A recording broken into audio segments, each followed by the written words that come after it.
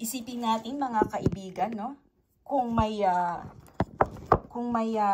kinailangan tayo sa hating gabi, sa kalagitnaan ng hating gabi, ano po? Walang kailaw-ilaw sa isang lugar, ano po? Mahirap makahanap ng malalapitan at hindi comfortable na banggitin ang iyong mga pangangailangan sa oras ng hating gabi. Hindi po ba kapag tayo may kailangan, emergency, ini-imagine pa lang natin na madilim sa isang town, no? Kakatok ka ng pintuan, no po? May lalabas ba? Baka matakot pa nga kahit kaibigan mo, ano? Na matakot na tulungan ka or meron namang tatama rin bumangon or magpe-pretend na tulog na, no po? Wala pong nakakaalam. Pero ganun pa man po mga kapatid, no? Nagpatuloy ka sa paghingi. Talagang desidido ka. No? Desidido ka talaga. Hindi ka nag-give up. Ano po? At tumugon ang isang kaibigan. Ano po? Ganito ipinapakita ng kingdom principle mga kapatid. Nabanggit kanina, ano po? Persistent prayer leads to answered prayer. Ano po? Ito po ba ay nagamit na ninyo? Ito po ay kasalukuyang nagagamit ko ngayong panahon na ito, ano po, sa pinagdadaanan namin mag-asawa, no? Persistent, no po, prayer, no po, na hindi ka talaga mag-give up. Kung ano yung pangangailangan mo, sasabihin mo sa ating Panginoon Diyos. Gumagamit si Jesus ng isang ordinaryong domestic scenario dito, no, upang ipakita ang kahalagahan ng pagtitiyaga sa panalangin, no po, at ang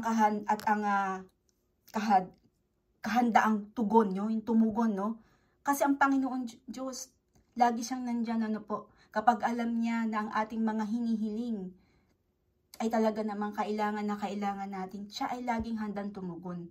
Pero alalahanin natin na bago pa natin ito hilingin, ito ay kanyang nalalaman na, no po. Handang tumugon ang ating Panginoon Diyos, no? Kahit sa hindi inaasahang oras, no po. Now, pumunta tayo sa historical background, ano po, patungkol dito sa parable na ito ni Jesus Christ, ano po. Noong unang panahon daw po sa Palestine or Palestine, no po, whatever you pronounce it, no? Ang mga bahay daw po doon ay mabababa daw po yung pader, no po? Maliliit ang kanilang mga style ng kanilang pintuan, no? Yung mga sukat, no po? At kaunti lang daw po ang mga may ilaw or kaunti lang ang ilaw, no po, nung unang panahon, no po? Hindi katulad nito, walang modern na ilaw, no po? Kaya literal na napakadilim sa gabi. Wala kang makita, ano po? Ang pagpunta sa kaibigan sa ganitong oras ay hindi lamang inconvenient, no po, kundi socially bold at maaaring mag-cause ng istorbo sa natutulog na kaibigan, hindi po ba? Mahihiya tayo, ano po? Kahit na ba close friend natin yung mahihiya tayong istorbohin, ano po? Sa hating gabi na nanghangailangan tayo ng tulong, ano po? Ang paghingi ng tinapay sa kalagitnaan ng gabi, ito daw po ay simbolo ng basic need at urgency. Ano po? Talagang kailangan mo na po. Ano po? Kailangan mo ng tulong. Ano po? Ora mismo. At sa parable na ito na ginamit ng ating Panginoong Hesukristo, ano po? Naglalarawan ito ng ating dependency sa ating Panginoon Diyos. Sa Kanya lang tayo nagdedepende. Ano po, ipinapakita dito na, ay, dito ako lalapit sa bahay na ito. Kasi alam ko yung nakatira dyan. Gigising, babangon at babangon yan para tulungan ako. Yun po yung dependency. Pagdedepende sa ating Panginoon Diyos, alam natin na handa siyang tumulong. Hindi niya tayo bibiguin. In Jewish culture daw po, ang repetition or persistence sa paghingi ay karaniwang metaphor para sa prayers. Ano po? Gaya ng makikita sa Luke chapter 18 verses 1 to 8. Ano po? About sa persistent widow. Alam po ninyo yung kwento na yun, ano po? Ang Greek verb daw po sa Luke 11:5 ay tinatawag na aiteo or aiteo. Ang hirap po kasi magbigkasin, ano po. Or sa English naman po ay ask. Ano po? Meaning, humingi or mag-request. Ano po? At nagdadala ng idea ang aktibong paghiling na may kasamang determinasyon at urgency. Or, pwede rin daw nating tawagin na shameless persistence. No po? Or, importunity na tumutukoy sa patuloy at walang hiyang paghingi hanggang sa matugunan ang ating mga pangangailangan. Hindi na po tayo nahihiya humingi kasi kailangan na po natin eh. Di po ba? Hindi tayo magpapatumpik-tumpik pa, ano po, sa ibang salita. Ang pagpapatuloy sa paghingi, kahit sa inconvenience ng gabi, ay nagpapakita ng faith at yung dependence, no po, yung pagsandal natin, yung pag-asa natin, no, sa Diyos lang tayo umaasa, no po, na nagtuturo ng prinsipyo ng persistent prayer, ano po. So, bumalik tayo sa context, mga kapatid, ano po? Sabi po dito, no? Ang tagapakinig ni Jesus dito sa parable na ito, sa context na ito, ay walang iba kundi ang kanyang mga disciples na nag-aaral kung paano manalangin kasunod ng pagtuturo ng disciples prayer. Ano po? Yan ay makikita natin sa Luke chapter 11 din, verses 1 to 4. Kung papaano daw manalangin. Diba? May nagtanong sa kanyang mga disipulo.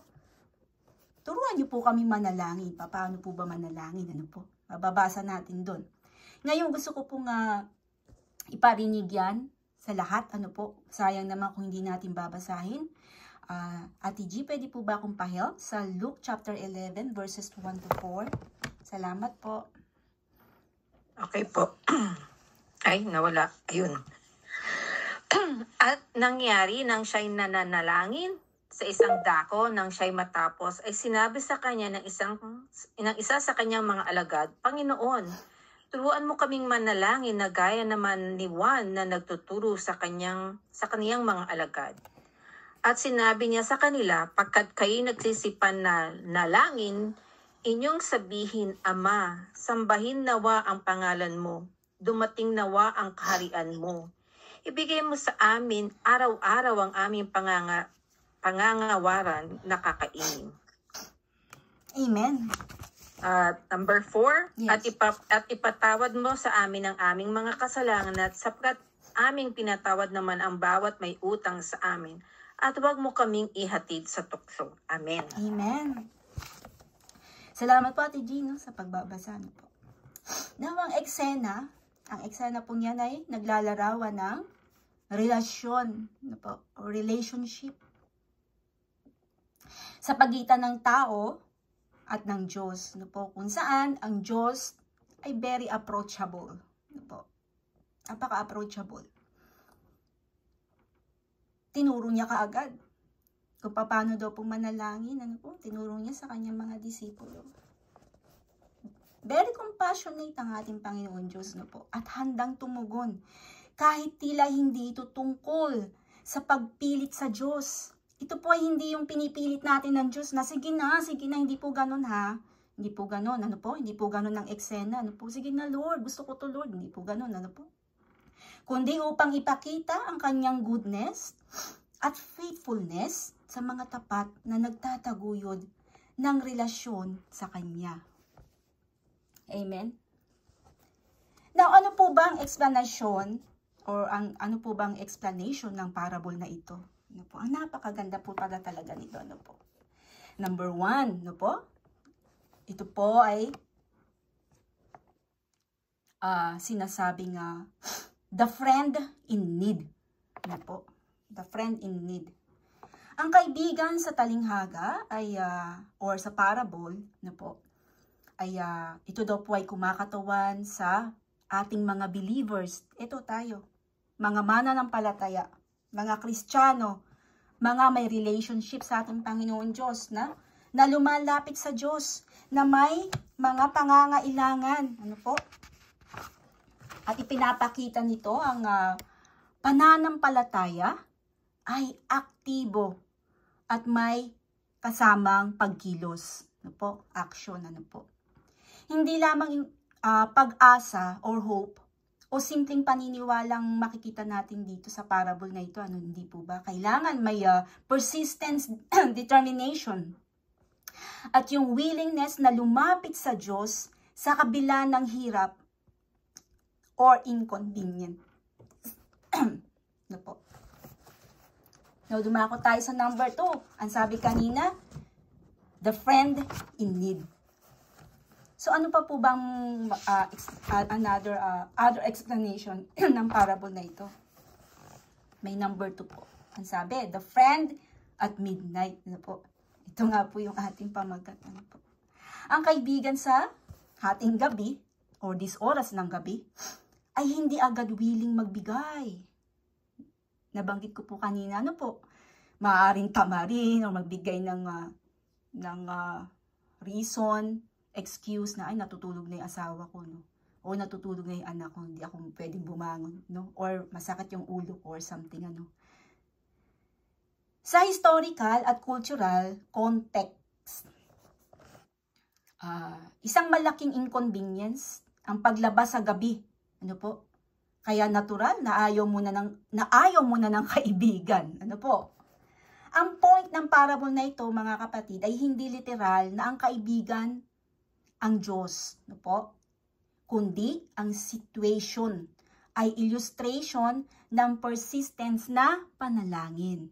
Doon po tayo magpo-focus. Ano po? Kung nahihikayat pa ng kung nakakahikayat pa ng sagot ang isang kaibigan na ayaw magbigay, gaano pa kaya ang Diyos Ama na gumawa sa atin, na siyang nagpapakain sa atin, na siyang ating great provider, ano po? Na nagbibigay ng ating hininga sa araw-araw, ano po? Na mapagmahal, maawain, at handang sagutin ang ating mga pangangailangan. Actually, sa mga pinagdadasal po natin, mga kapatid, sa mga pinagdadasal natin na kailangan natin, kung meron man dyan mga hindi pa ibinibigay ang ating Panginoon Diyos, ay hindi ibig sabihin hindi niya tayo naririnig. Ano po? Hindi ibig sabihin na walang compassion ng Panginoon. Kung tutuusin po, no? Nabanggit din po na ito ng ating ibang kapatid na mas marami daw po na ibinibigay ang ating Panginoon Diyos na hindi natin hinihingi. Na-appreciate po ba natin yon?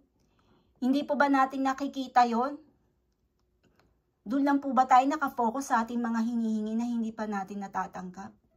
Nagpapasalamat po ba tayo o nakakalimutan natin? Nai-apply ko po yan ngayon sa aming pinagdadaan ng mag-asawa. Ano po? Nagpapasalamat ako sa kabutihan ng Diyos sa kabila ng aming trials na ito. Ang Greek word daw po na anaidia or anaidi. Ang hirap po kasi, no? Hindi ako magaling sa Greek word. Or, ibig sabihin, no? Shameless persistence, ano po? Or importunity. Ay nagpapakita ng patuloy at walang tigil. Hello po, Sister Eva ng Canada, ano po? Ito daw, ang ibig sabihin daw po nito ay nagpapakita at patuloy na walang tigil na paghiling hanggang sa matugunan ang pangangailangan mo. At ito rin ay nagtuturo ng pagpapatatag ng ating pananampalataya at pasensya. Or patience, no po. Mas maganda pakinggan. Patience. Pagtsatsaga, no po. Number 3, persistence, no po. Ang patuloy na paghingi ay napapakita daw po ito ng pananampalataya. Nananampalataya tayo sa Panginoon, hindi po ba? Kaya patuloy tayong sa Kanya lamang humihingi dahil nagtitiwala tayo sa Kanya dahil ang pagtitiwala ay kaakibat ng pananampalataya, hindi po ba? So, persistence, or perseverance, at dependency nga sa Diyos. Ang pagtsatsaga sa panalangin ay hindi paraan upang pilitin natin ng Diyos, nabanggit kanina, hindi po ba? Kundi paraan ito, mga kapatid, upang hubugin ang ating mga puso bilang mananampalataya, no po? Na matutong magtyaga, magtiwala at umayon sa timing at purpose ng ating Panginoon Diyos. Amen po. Kasi iba po ang oras natin sa oras ng Diyos, hindi po ba? Ang Diyos ay hindi nahuhuli at hindi nauuna. Ang ibig kong sabihin, yung pagsagot ng ating mga hinihingi. Hindi nahuhuli, hindi nauuna. On timing po talaga ang Panginoon Diyos. Number 4, take away, no po? Ang Diyos ay pinahahalagahan ang ating mga panalangin na faithful, yung may persistent, yung patuloy na humihingi sa Kanya dahil alam natin ibibigay niya to. At ang pagtitiwala, ayan, at yung goodness ng ating Panginoon Diyos. Nakikita po ba natin ang Kanyang kabutihan sa araw-araw kahit na tayo dumaranas ng circumstances? Hindi ito tungkol sa manipulation, kundi sa pagkakaroon ng isang relational, intimate at trusting na approach sa Diyos. Napakaganda. Napakaganda ng ipinapakita ng parables na ito para sa atin, mga kapatid, no? Nakikita natin dito yung principles, Ano-ano yung mga yun? God welcomes persistent prayer. 3 po yan, no? God welcomes persistent prayers. Number 2, boldness, reflect, trust. Amen? Bakit tayo mahihiya sa Diyos maghingi? Bago nga tayo mahingi, alam na niya kung ano yung ating hihilingin. Mahihiya pa ba tayo? Bakit tayo mahihiya? Alam niya ang nilalaman ng ating isip, ng ating puso, At alam niya kung anong ating makapangangailangan. Amen? Ano pa po yung isa na principles na makikita natin sa parable na ito ng Luke chapter 11. Persistence aligns our heart. Kasi lahat ng nilalaman ng ating puso, alam po yan ng ating Panginoon Diyos. Amen? At sa tuwing tayo hihingi ng ating mga pangangailangan, dahil meron tayong tiwala at pagmamahal at pananampalataya na ang Diyos ay mabuti, saan po lahat ng gagaling yan? Di po ba sa puso natin? Naka-align yan sa puso natin. Yan yung nilalaman ng puso natin. Ay, may tiwala ako sa Panginoon ko. Alam kong pinakikinggan niya ako, kaya hihiling ako sa Kanya. Hindi ako hihinto hanggang ang Panginoon Diyos ay ibigay ito sa akin. Kung will ba niya talaga to. Diba? Yun galing sa puso natin yun May paninindigan tayo diba? Nakikita po natin dito yung paninindigan natin. Na naniniwala tayo, nagtitiwala, na nakikita tayo at naririnig tayo ng Diyos. Amen. So dumako na tayo sa application. What are we going to do? Be consistent in prayer. Kapag po ba tayo nananalangin, isang beses lang? Di ba pa hindi? Lalo na pag may mga pangangailangan tayo. Di ba yun at yun ang kasama sa ating panalangin? So, be consistent in prayer. Ang Diyos nakikinig. Amen? Ang panalangin daw po ay hindi lang emergency, mga kapatid. Katulad ng mga nangyayari ngayon na kalamidad sa iba't ibang bansa. Maraming nananalangin dahil lumindol, etc., bumaha, or what. Kasi, or nakulong sila doon, natrap sila doon sa isang building, emergency. Tawag sila sa Panginoon, Lord, have mercy on us, Lord. Doon lang sila nakakaalala. Who knows, di ba? Ayaw natin mag-judge. Pero karamihan, ganyan po ang nangyayari. Kapag may emergency lang, Doon lang tayo hihiling, doon lang tayo makakaalala sa Panginoon. Pero kapag wala na, hayahay ang buhay. Opo, ganyan din po ako noon. Pero hindi na po tayo ganun ngayon, ha. May natutunan tayo. Salamat sa Panginoon, sa kanyang kabutihan. So, ulitin natin, ano po, ang panalangin ay hindi lamang pang emergency, ano po. Or yung mga time na gipit tayo, hindi po.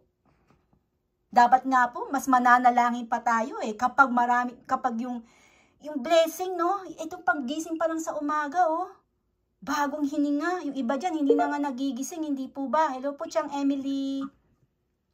Amen?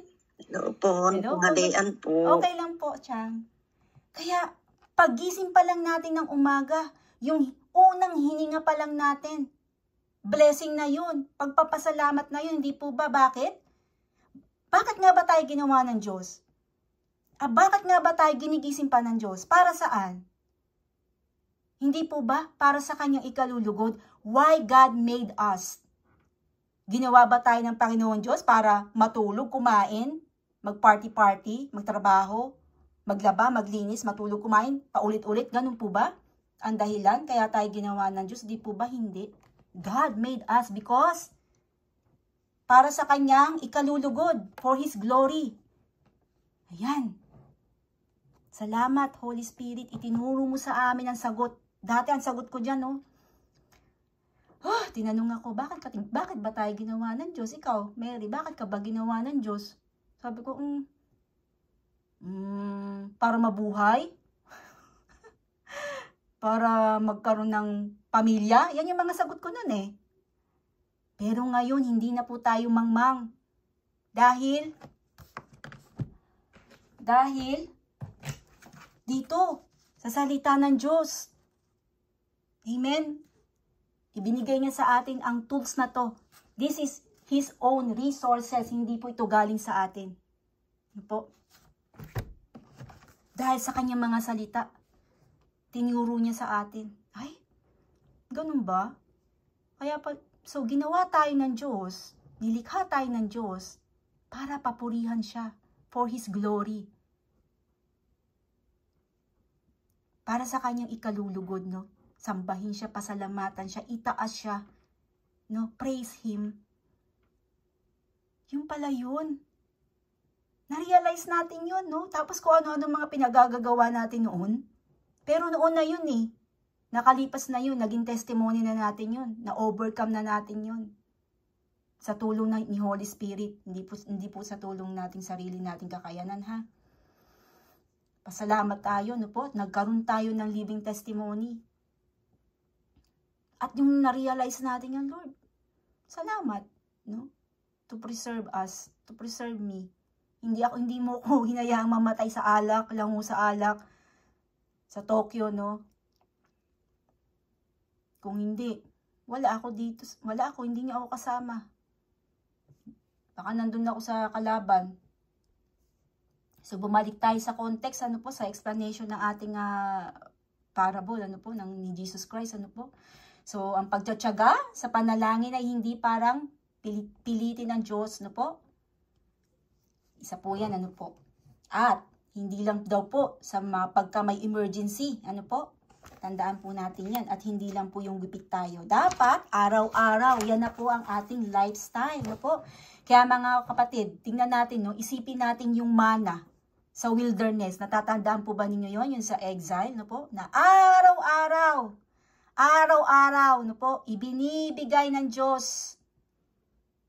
Hindi one supply lang yung mana na yun na ibinigay sa mga Israelitang pagkain, ano po?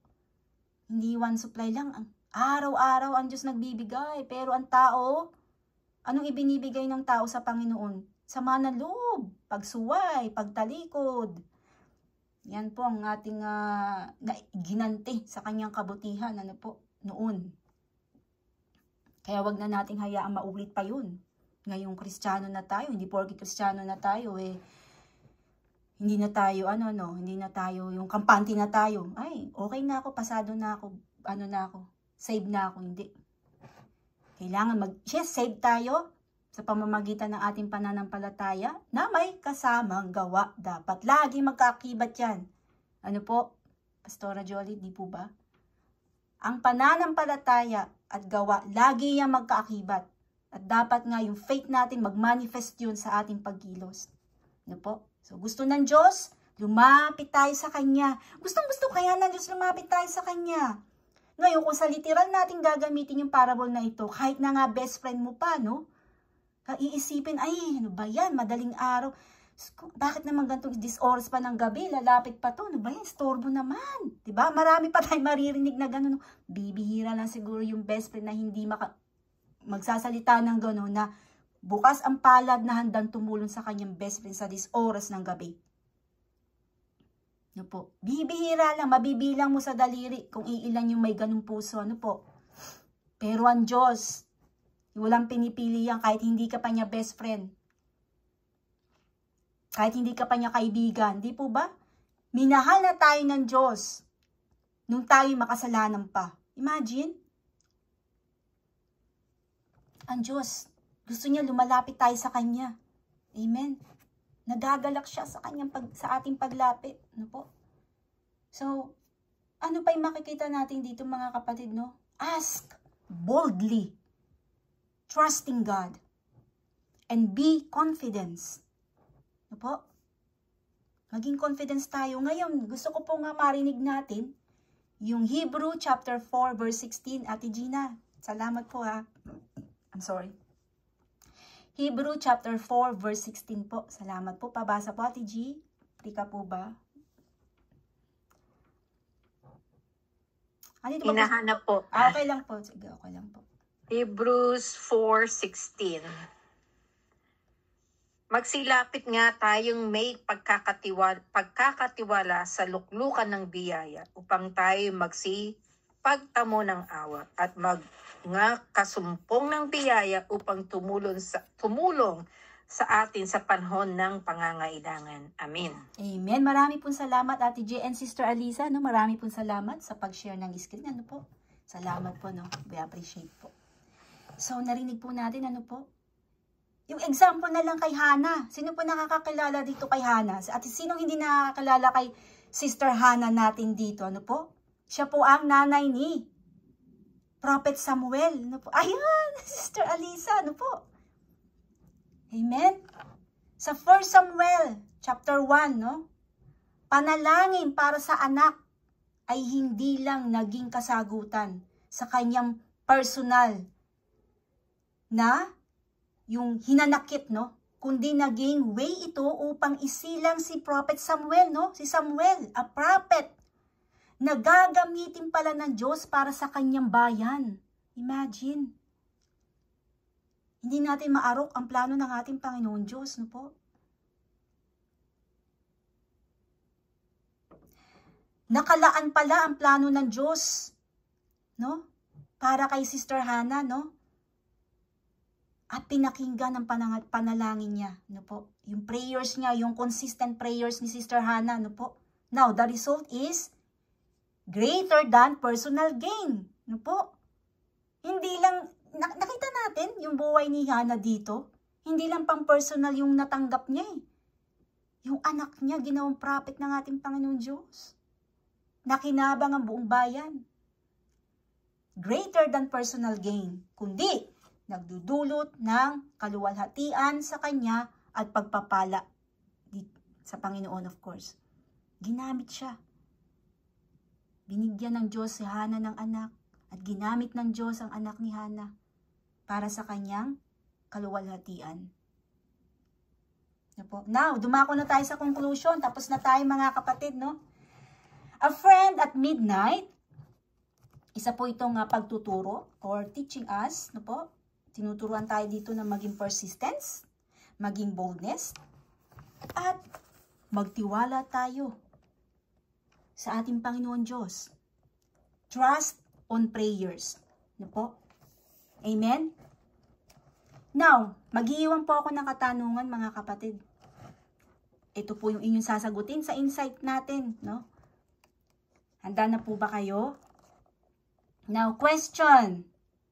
Handa ka bang humingi ng walang pag-aalinlangan or doubt at manatiling faithful sa ating Panginoon Diyos. Sa iyong mga needs, kahit sa inconvenient time or bad situation. Yan pong iiwanan kong tanong, mga kapatid. At hayaan niyo po akong magpasalamat sa panalangin at si Ate Gina po ang mag-host para po sa mga kasagutan, reflection and insights. Father God, maraming salamat po, Panginoon. Sa araw na ito, Lord, na paggamit niyo po sa akin, Panginoon. Holy Spirit, thank you for speaking for me, Panginoon. Maraming salamat, Lord. Sa mga tenga, sa mga puso na nakinig ngayong araw na ito, Panginoon. Maraming salamat, Panginoon, sa knowledge, sa wisdom na nanggagaling lamang sa inyo, Panginoon. Father God, nangihingi po kami ng kapatawaran, Panginoon, kung hindi man kami makapagpasalamat minsan, bunga ng aming kabisihan sa buhay, Panginoon, o minsan ay kapaguran, Panginoon. Maraming salamat po sa patuloy na pagpapatawad niyo sa amin, Panginoon. Maraming salamat sa mga probisyon ninyo na hindi namin nakikita minsan. Dahil sa isang bagay lang kami nakafocus, Panginoon, hindi namin alam. Ayan na pala, nasa harapan na namin ang sagot, Panginoon. Tulungan niyo po kami, Panginoon. Turuan niyo po kami magkaroon ng panalangin na may kasamang pagpapasalamat palagi, Panginoon, sa inyong kabutihan, Panginoon. Maraming salamat sa bawat buhay na naririto ngayon, O Lord. Itinataas ko po sila sa inyo. Hindi ko mabanggit ang kanilang mga pangalan ngayon, Panginoon. Pero alam niyo po, Panginoon, ang hinihiling, ang kahilingan ng bawat kapatid na naririto ngayon, O Diyos ko. Pati yung mga hindi po naka-attend, Panginoon, sa araw na ito, Lord. Patuloy niyo po silang i-bless, Panginoon, pag-ingatan, Panginoon, sa mga bagay na kung ano man ang kanilang ginagawa, Panginoon. Hinihiling ko, Lord, na one day, Lord, magkaroon sila ng oras, Panginoon, na makinig ng inyong mga salita. Dahil walang nakakaalam, Lord, kung kami gigisingin yung papabukas o hindi na, Panginoon. Sayang. Sayang ang mga oras, ang 24 hours, sabi nga ni Ate Gina, no po. Sayang na hindi namin magamit ang 30 minutes, isang oras doon sa ibinibigay yung 24 hours na yun sa bawat araw, Panginoon. Maraming salamat, Lord. Tunay nga tapat kayo at kayo'y may awa sa amin, Panginoon. Maraming salamat sa platform na ito, Panginoon, na pinapagamit ninyo sa amin, Panginoon. Maraming salamat sa aralin, Lord. Tulungan niyo po kami na mai-apply namin ito sa aming buhay, sa araw-araw. At makapag-share din po kami sa iba na mga naliligaw pa, Panginoon. Nakakaawa po ang mga taong ito na hindi pa kayo nakikilala, Panginoon. Lord, lahat po ng aking idinadalangin, Panginoon, ay idinadalangin ko lamang sa pangalan ng inyong nag-iisang anak na banal, na aming tigapagligtas at ang aming Panginoon na si Jesucristo. Amen, amen, and amen. Marami pong salamat. Go ahead po, Ate Gina. Salamat Thank po. you po. Thank you. Ano po ba ang takeaway natin dito? Talagang kahit sa ano pa pong mga libro na ating babasahin sa Biblia, lagi po tayong bumabalik sa pagdadasal, hindi po ba? So, sa atin po na naniniwala, wala po tayong ibang bukang bibig sa mga tao na pag nagsasalita sila ng problema. Ang una nating sinasabi lagi,